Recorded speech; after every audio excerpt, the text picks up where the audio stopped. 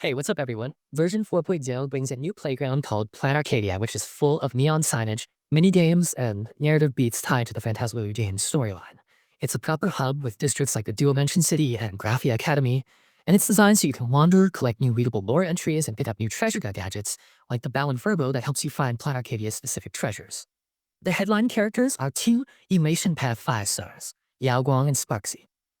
Yao Guang arrives as a physical elation support that manipulates punchlines and buffs allies to deal elation damage while generating team-wide benefits, and Sparxie appears as a fire elation damage dealer with kit hooks that reward repeated actions and punchline consumption for huge payoff.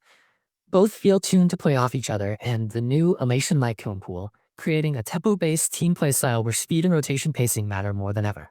Alongside the characters come 6 new elation light cones.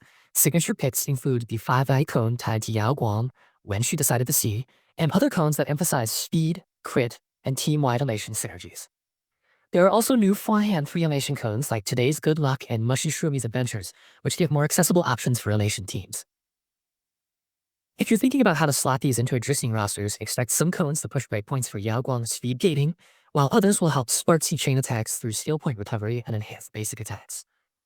Banners roll out in 2 phases. Phase 1 brings Yao Guang and a set of reruns like Ebonite, Hysolins, and Black Swan, while Phase 2 introduces Sparxie with reruns like Ceridra, Rappa, and Sparkle. Light Cone event works mirror this cadence, with signature cones available in corresponding phases so you can aim for the cones you want around your desired pull window. The banner structure is pretty standard for the game's cadence, but what's interesting is how the elation units change team-building conversations.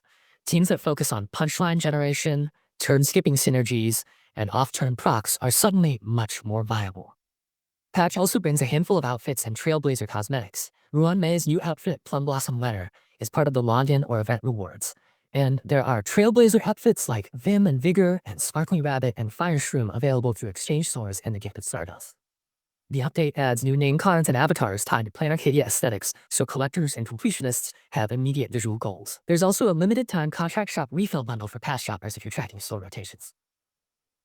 Events are a major focus. The flagship event, Cosmicon Roll On, is a collectible card minigame that's surprisingly deep and gives out Stellar J, Resin, and other nice rewards if you engage with it regularly.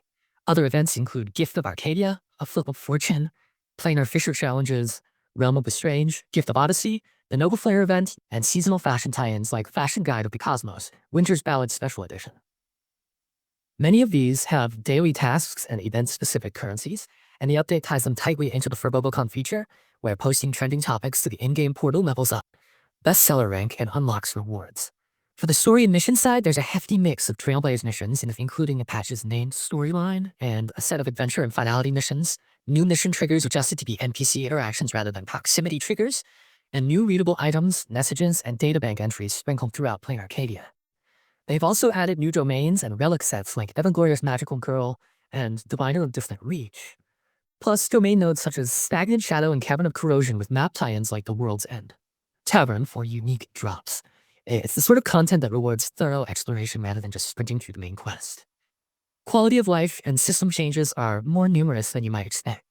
Quick lineup and support selection see UI improvements, so adding supports is less clicky. Assignment dispatching now lets you queue up to 4 assignments with hourly accumulation that caps at 30 hours, and subsidiary stat affixes on relics can be previewed before you commit. Those last 2 feel particularly helpful if you're juggling long-term resource planning. They also added a discard function for fuel vouchers, so inventory clutter is less of a nuisance. There's even an audio tweak where the phonograph gets a white noise playback option and several voice line optimizations across English, Japanese, and Korean. On the small but important side, the update adds the Treasure Gadget Bow and Furbo to reveal basic treasure locations on Planarcadia maps, new gift boxes and store items for Lone Stardust Exchange, and increases the range of in-game texts and loading screen flavors so the world feels lived in. The Contract Shop and Gifted Stardust stores both receive new stock, so you have trade-offs to consider if you're saving for cosmetics versus long-term resources. Finally, the bug fix list is exhaustive. Takes us touch character skill interaction oddities, things like the Dahlia's skill edge cases, Feixiao and Kafka target selection, Fushuan trace behavior, combat text formatting, several mission subtitle and cutscene issues, and a pile of environment and model display bugs. Gameplay modes like Divergent Universe, Anomaly Arbitration, and Kaizo Salu Championship receive targeted fixes to make sure certain traits and mechanics trigger correctly now. The sheer breadth of fixes indicates the team spent a lot of cycles squashing edge cases across modes and languages. That's the update in one flowing pass. New planet, new Elation characters and cones, a card minigame, outfits and rewards, system optimizations, and a load of bug fixes all woven together to change how you play and plan.